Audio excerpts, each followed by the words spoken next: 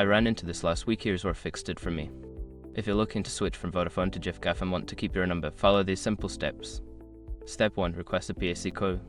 Contact Vodafone to request your porting authorization code PAC. You can do this via the customer service number or through their app.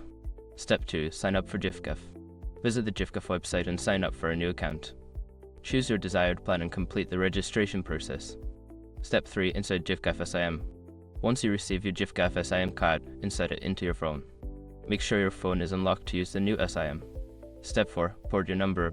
Log into your Giffgaff account and navigate to the number porting section. Enter your PAC code and the number you want to port.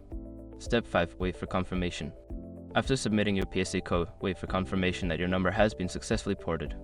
This usually takes a few hours but can take up to 24 hours.